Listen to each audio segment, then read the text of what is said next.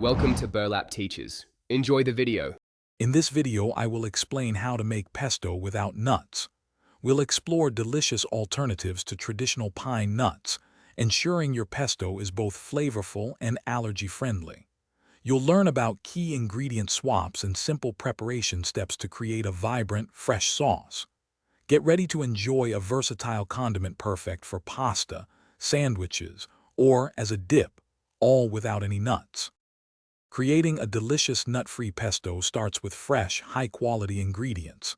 You'll need plenty of fresh basil, a few cloves of garlic, and good quality olive oil. For that essential nutty texture and flavor, consider using sunflower seeds or pumpkin seeds.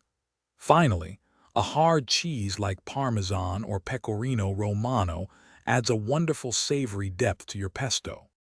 Making nut-free pesto is quick and easy, especially with a food processor.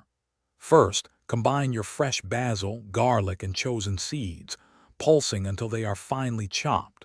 Next, with the processor running, slowly drizzle in the olive oil until your pesto reaches a smooth, desired consistency. Finally, stir in your grated cheese and season with salt and pepper to taste. Feel free to customize your pesto. You can adjust the amount of garlic and cheese to match your personal preference.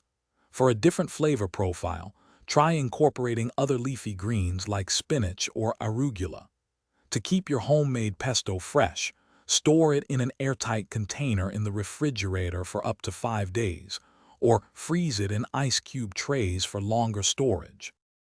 Thanks for watching. Consider subscribing if this video helped you.